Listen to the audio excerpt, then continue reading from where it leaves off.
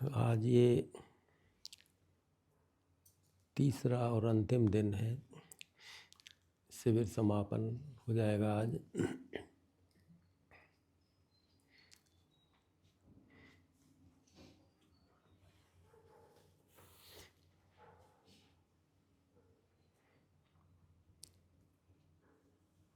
तो इन 3 दिनों में जो आपके पास ऊर्जा संग्रह हुई है,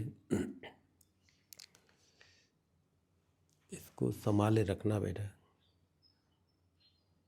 ये दुनिया में सब कुछ ये बहिर्गामी है। वहाँ जाते ही तुम करना तो सारे काम, लेकिन याद बनाए रखना तो समझ जाओगे। और याद यदि बनाए नहीं रखी ना, वो तो बनी ही रहेगी याद। तो तुम संभाले रखना, केवल वो बनी रहती है, संभाले रखना। तो ये जो है ना, प्रभावी नहीं होगा ये दुनिया का। नहीं तो यहाँ गिरने का भी पता नहीं लगता है और संभलने का भी पता नहीं लगता है। तुम जब गिरोगे ना तो पता ही नहीं लगेगा हम कब गिर गए, और संभलोगे तो भी पता नहीं लगेगा। काफ़ी ऊपर आओगे तो पता लगेगा कि हम कितने गिर गए थे नीचे। हमको पता ही नहीं लगा कितने गिर गए नीचे। तो इसमें थोड़ा सा संभले रहोगे तो, क्योंकि ये जो आत्मा की तरफ जो चलना होता है ना, परमात्मा की तरफ, ये बेटा पक्का जान लो, बिना गुरु के नहीं होगा। बिना गुरु इसमें ज़रूर चाहिए। बिना गुरु के संभला ही नहीं जा सकता, एक चला ही नहीं जा सकता। कैसे चलोगे? क्योंकि कि तुम शुरू में चलोगे और अंदर भी तो तुम्हें पूरी ज़रूरत है गुरु की।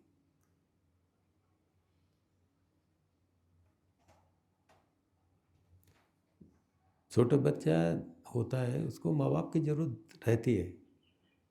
कैसे वो खाएगा, कैसे पिएगा, कैसे चलना सीखेगा, कैसे भाषा सीखेगा, कैसे रहना सहना सीखेगा, माँ बाप की ज़रूरत होती है। और जब तुम बड़े हो जाते हो और खाने कमाने लग जाते हो तो तुम खुद समझ जाते हो, तुम खुद पालने पोसने लायक बन जाते हो। तो बिना गुरु के चलना असंभव है। मुश्किल नहीं, असंभव है। कितने ही, चाहे पूर्व जन्मों से बहुत सारे साधक हैं जो कितने जन्मों से चले आए हैं मेरे पास में, और इनकी इतनी अथक सेवाएं रहीं, इतनी अथक सेवाएं, इतना उनका बलिदान त्याग रहा कि वो पिछले जीवन संभल नहीं पाए। और वो कितने सेवा में, आश्रम में, दर्शन में कितना रहते थे, और वो इस तरफ आ गए, लेकिन चल नहीं पाए। चल ही नहीं सकते थे, वैसे ही मर जाते थे, अगला जन्म फिर हो जाता। और पास आने मात्र से ही और वो चलने लगे और रवाना हो गए उस तरफ। मैं अपनी बालकनी से खड़े होकर देखता था बाहर।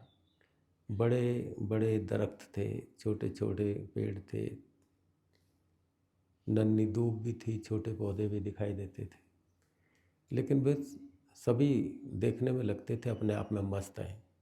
कोई किसी से प्रतिस्पर्धा नहीं रख रहा है, कोई चाह ही नहीं रहा कि मैं बड़े दरख्त की तरह हो जाऊं। वो छोटे होने में भी प्रसन्न था, वो बड़े होने में भी प्रसन्न था। अपनी अपनी जगह सभी पूर्ण थे। वो छोटा भी पूर्ण नज़र आता था मुझे कि पूरा है, और वो हवाओं के साथ झूम रहा था। और बड़े जो दरख्त थे उनको भी हवाएं छू रही थी, वो भी लहरा रहे। धूप भी देखता था तो धूप भी ऐसी थी। वहाँ कोई कंपटीशन दिखाई नहीं देता था, वहाँ कोई अहंकार दिखाई नहीं देता था। कोई ऐसा लगता नहीं था कि कोई सोचे कि मैं इससे बड़ा हूँ, ये मुझसे छोटा है। अपने आप में पूरा है और अपने आप में प्रतिबद्ध है, आनंद है, उसमें जी रहे हैं। आदमी को देख के नहीं लगता ऐसा। आदमी की बातें ही बदबूदार लगती हैं। सबसे आगे, सबसे बड़ा, वो छोटा, ये नीचा, लगता है कितना दूषित हो गया आदमी। और ये अभ्यास इतने चढ़ जाते हैं दिमाग में। साधनाओं के बाद भी बड़ा अभ्यास चलता है। तुम जहाँ हो वहाँ खुश होने की तरकीब सीखो। तुम जहाँ हो वहाँ प्रसन्न हो सकते हो।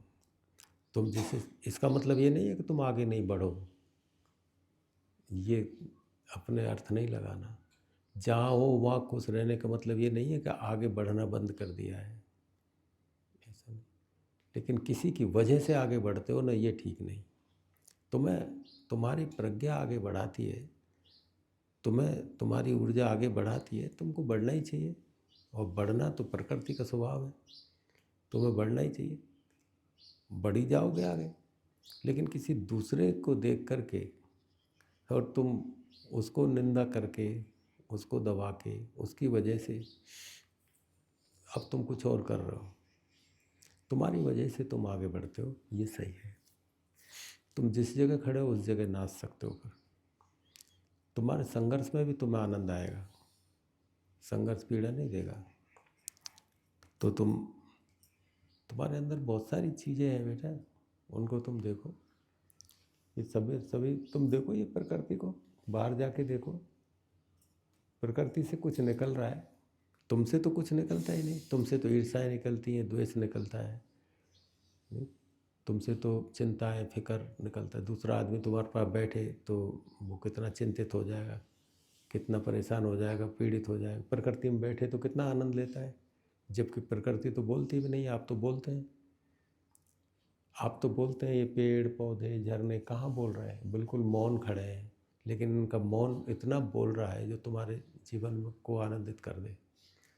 ये मौन भी बोलता है बेटा, ऐसा नहीं है मौन बोलता नहीं है, लेकिन सुनने के कान तुम्हारे पास नहीं है।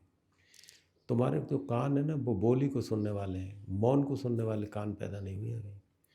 मौन में जो सुनोगे ना बेटा, वो अलग चीज़ है। तो तुम देखो, प्रत्येक चीज़ तुम्हें कुछ देने को आते हुए, बाहर बैठोगे कितना खुश हो जाते हो, आनंदित हो जाते हो। आदमी तो और भी ज़्यादा परिष्कृत है। कितना परिष्कृत है आदमी, उसके पास बैठने से तो और ज़्यादा खुश होना चाहिए। आदमी कौन अच्छा है, जिसके पास बैठने से जीवन विकसित होने को आतुर हो, जिसके पास बैठने से आदमी शांत हो जाता हो, जिसके पास बैठने से एकदम व्यक्ति मौन में उतर जाता है, समझो वो आदमी प्राकृत है, वो सही है आदमी। लेकिन किसी के पास बैठो, वो टेंशन से भर जाएगा, चिंता से भर जाएगा, ऊपर हम व्यर्थ की बातें से ऐसा टेंशन हो जाएगा। तो आदमी कहाँ है इतना अच्छा, जितना कि ये पेड़ पौधे अच्छे हैं, ये प्रकृति अच्छी है, बादल अच्छे हैं, ये झरने, ये बरसात कितना आनंदित करते हैं आदमी को, कितना अच्छा। आदमी से ज़्यादा पीड़ा देने वाला कोई दूसरा जीव नहीं है धरती पे। ये जानवर भी नहीं देते, जीव ये जानवर है ना, ये भी पीड़ा नहीं देते, ये भी अपने काम से काम रखते हैं। जानवर को तुम देखो, वो इतना, तुम किसी भी जानवर को देखो तो वो ऐसा प्राकृत लगेगा, वो अच्छा लगेगा, चाहे वो हिंसक ही क्यों ना हो। हिंसा उसका स्वभाव है, मानो वो जीव को खाता है, लेकिन उसको तुम दूर से देखोगे तो प्राकृत लगेगा, ऐसा लगेगा प्रकृति ने जैसा बनाया वैसा ही है, ऐसा कैसे। आदमी नहीं लगता ऐसा। आदमी के अंदर तो बड़ा छल कपट है, ऊपर से कितना मीठा, कितना अच्छा लगेगा, अंदर उसके कितना बुरा चल रहा है। आदमी के अंदर नहीं। जानवर, तुम गाय को देखो, भैंस को देखो, कितने देखते ही तुम्हें अच्छा लगेगा, ऐसा लगेगा कि जैसे भगवान ने बनाया वैसा ही। आदमी को देख के नहीं लगता है जैसे भगवान ने बनाया वैसा ही है, वैसा नहीं लगेगा। उसके अंदर इतना लोभ है, इतनी बुराई भरी पड़ी है, इतना मतलब इतना भरा पड़ा है कि उसका समय आते ही वो बदल जाएगा। अब कुछ और है, और थोड़ा सा देखो कि वो पीछे ऐसा भी हो सकता है। तुम देखते रह जाओगे, हर आदमी की कहानी है। तुम देखोगे ये आदमी इतना प्रेमी था, ये ऐसा भी कह सकता है, ये ऐसा भी हो सकता है। तुम देखोगे यार आदमी का चेहरा कुछ और है, ये कैसा कैसा हो गया है। तो तुम देखो तो सही, उस दुनिया में तुम रहते हो जहाँ सभी लोगों के मुखौटे अलग हैं, चेहरा अलग है और पीछे का चेहरा कुछ अलग है। सामने वाला चेहरा राम का है, पीछे वाला चेहरा रावण का है जो दिखाई नहीं दे रहा है। और किस तरह से वातावरण हो रहा है उसमें तुम रह रहे हो और वहाँ चले जाओगे। अब तुम उसमें कैसे सधोगे बेटा? तुम नहीं सध पाओगे बेटा। बस याद बनाए रखना, तस्मात् सर्वेषु कालेषु माम स्मरण युद्ध च। सभी कालों में हे अर्जुन, तू युद्ध जैसे वातावरण में भी प्रवेश करेगा। युद्ध में तुम देखो कितनी हलचल रहती है, कितनी पीड़ा रहती है। कृष्ण कहते हैं कि युद्ध जैसे माहौल में भी यदि तू प्रवेश करेगा ना, तो भी तू इस माहौल से विचलित नहीं होगा। युद्ध जैसा माहौल भी तुझे विचलित नहीं करेगा। तस्मात् सर्वेषु कालेषु, यदि सभी कालों में मेरा स्मरण रखा। स्मरण का मतलब याद करना नहीं होता है बेटा। ऐसा नहीं है कि स्मरण का मतलब कि तुम याद करो, नहीं, ऐसा रम जाए कि 24 घंटा वो बना ही रहे, ये होता है स्मरण का मतलब। ऐसे स्मरण का मतलब तो है कि हम भूल गए किसी चीज़ को फिर याद करें, ये नहीं है स्मरण का मतलब। स्मरण का मतलब है कोई चीज़ इतनी प्रेम से भर जाए कि फिर उसे याद ना करना पड़े। तो कृष्ण कहते थे तू मुझे इतना प्रेम से भर ले कि तुझे बार बार मुझे याद ना करना करे, सुमरना नहीं पड़े कि आंख बंद करके याद करना पड़े कि मैं याद करूं। ऐसा नहीं करना। तू यदि याद करेगा फिर तो तू मुझसे प्रेम ही नहीं कर रहा। स्मरण का मतलब है कि यदि तुम बार बार याद करते हो, जैसे भाई सुबह बैठ के तुम प्रार्थना करो आंख बंद करके भगवान को याद करें, तो सुबह बैठ के याद कर रहे हो तो फिर 24 घंटे भूल गए थे उसे।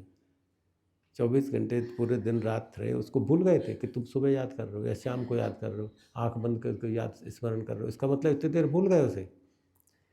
ये भगवान को याद करना नहीं होता बेटा। ये तो टेम्परेरी चीज़ है। ये तो मतलब कि स्मरण का मतलब है कि इतना भर जाए प्रेम से, साधक इतना प्रेम से भर जाए परमात्मा के प्रेम से कि वो भूलने में ही ना आए।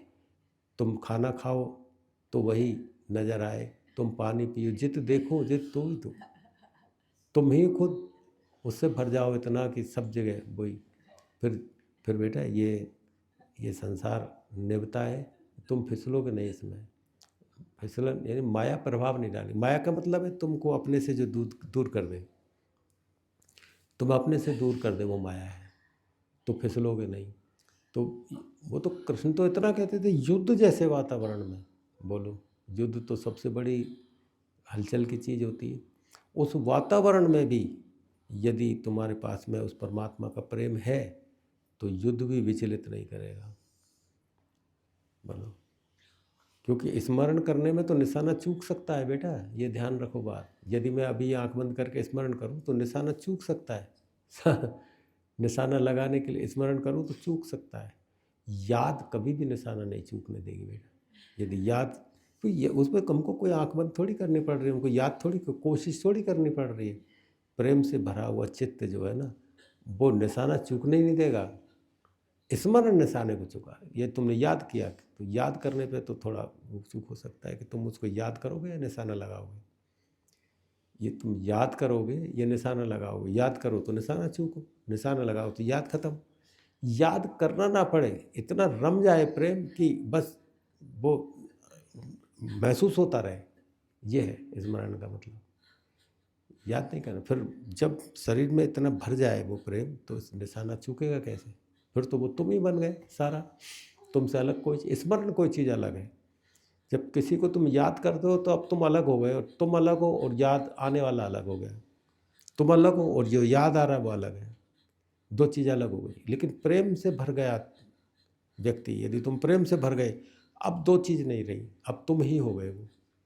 तो निशाना चूकेगा कैसे? निशाना तो पूरा लगेगा, क्योंकि अब तुम अलग हो ही नहीं। दो चीज़ अलग है, टुकड़ों में बंटती है तो चूकने की संभावना होती है। अब टुकड़े हैं ही नहीं। एक देखिए माँ में स्मरण युद्ध जय, कि चित्त में इतना भर ले बेटा, इतना प्रेम से भर जा। तस्मात् सर्वेषु कालेषु, को प्रत्येक क्षण तुझे उसी में डूबा रहे, उसी की याद में डूबा रहे। ये है तो तुम्हें पता लगे। चीज़ें सधने लगती हैं बेटा, चीज़ें साधने से नहीं सधती है। ऐसा नहीं है तुम साधोगे, कितनी देर साधोगे किसी चीज़ को, टूट जाओगे। कितनी देर साधोगे, जितनी देर साधोगे ना थकान आएगी और वो सदाब खत्म हो जाएगा। घंटे 2 घंटे, 1 दिन 2 दिन। किसी से प्रेम को तुम साधोगे या किसी भी चीज़ को तुम साधोगे, कितनी देर साधोगे? नहीं बेटा, ऐसे सधता नहीं है संसार, साधने से नहीं सधता है। इतना स्मरण भर जाए परमात्मा का कि फिर संसार सधता है। फिर कोशिश नहीं करनी पड़ती किसी को साधने की। फिर ये कोशिश नहीं करनी पड़ती कि हम इसे साधें, इस प्रेमी को साधें, इसको वो साधें। दिखावा करना नहीं पड़ता। एक इस तरह का प्रभाव होता है कि उसमें कुछ साधना पड़ेगा ही नहीं, वो सब अपने आप ऑटोमेटिक हो जाएगा। यदि एक प्रेम जो है वो भर गया तुम्हारे अंदर, रम गई कोई चीज़, तो रम गई कोई चीज़, रमने के बाद में फिर उसके परिणाम अलग होते हैं। और जो याद करने वाली चीज़ होते हैं कि कोई कहे भाई मैं तो 1 घंटे सुबह बैठ के माला फेरता हूँ, तो बाकी के क्या किया? 1 घंटे तू माला फेरता है, 1 घंटे में मैं खूब भजन करता, 1 घंटे माला फेरता हूँ, तो बाकी बिसरा देता है उसे। 1 घंटे याद करता है केवल, 1 घंटे याद, बाकी भूल जाएगा भगवान को। 1 घंटे याद करेगा फिर भूल जाएगा। ऐसे नहीं होता है बेटा भगवान प्रेम, भगवान का प्रेम ऐसे ऐसे तो संसार का भी प्रेम नहीं होता। संसार के प्रेम में भी तुम देखते हो, तुम्हारे अनुभव है। तो परमात्मा का प्रेम ऐसे थोड़ी था 1 घंटा माला फेर ली बस, उसको याद कर लिया, बाकी के सोते रहो। 1 घंटे कर लिए तुमने भजन कीर्तन, सुबह गए मंदिर में चले गए और ले लिए, पानी चढ़ाए शिव जी के ऊपर, उसको टीका चंदन लगा दिया, बस उस समय तक के लिए ही वो याद रखा तुमने। बाद में भूल गए, फिर दुकानदारी में लग गए, नौकरी में लग गए और कामों में लग गए, फिर भूल गए भगवान को। ये कोई प्रेम हुआ? प्रेम का मतलब है जो सतत धार बहता रहे, रात में सोने में भी, जगने में भी। संसार के प्रेम में ही हो जाता है इतना बेटा, दुनियादारी के प्रेम में इतना हो जाता है। तुम देखते नहीं दुनिया का प्रेम तो तुमने किया है, इसमें इतना हो जाता है, एक सतत धार बह जाती है, तुम्हें कुछ याद ही नहीं रहता। तुम माँ बाप को भी भूल जाते हो, प्रेम को, और एक प्रेम के पीछे सारा भूल जाते हो। बोलो, सारा भूल जाती है, संसार में हो जाता है इतना। तो परमात्मा के प्रेम में भी बेटा ऐसा ही, कम से कम और ज़्यादा नहीं तो इतना इतना सतत धार बहती रहे तो तुम देखो, फिर ऐसा नहीं होगा कि हम सुबह मंदिर में जाके ढोक लगाएं तभी परमात्मा सुनेगा। 24 घंटे ढोक लग रही बेटा, हर क्षण उसको प्रार्थना की जा रही, हर क्षण उसको स्मरण हो रहा है, हर क्षण। वो होती है प्रार्थना, वो होता है स्मरण। ये थोड़ी कि थोड़ी देर के लिए मैं आँख बंद करिए भगवान मैं परीक्षा देने जा रहा हूँ, ढोक लगा के चलते लगा लेते लग, ये कोई बात नहीं। जब ही सुनेगा भगवान है, आदमी की तरह समझ रखा है तुमने कि जब उसको जगाओगे तो ही जगेगा वो। ऐसा है, तुम उसको जब जगाओ तो जगे, ऐसे नहीं होता बेटा। तो वो तो आप लोग मतलब जो है संसार में जाओगे तो थोड़ा संभलना फिसलने में देर नहीं लगती बेटा।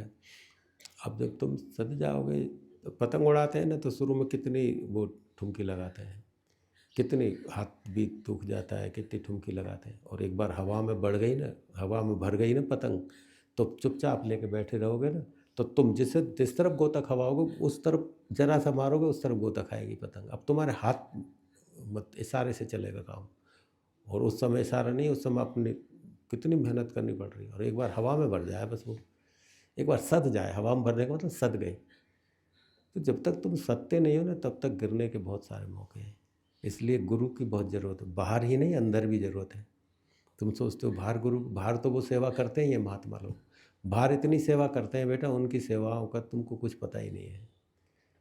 महात्मा लोग इतनी सेवा करते हैं और वो अंदर की सवाल करते हैं। जब तुम सद जाते हो फिर वो फिर भाई अब तो सद गया, बात खत्म हो गई। तो वो उनकी सेवा जो है, महात्मा लोगों की सेवा बहुत बड़ी सेवा है ये।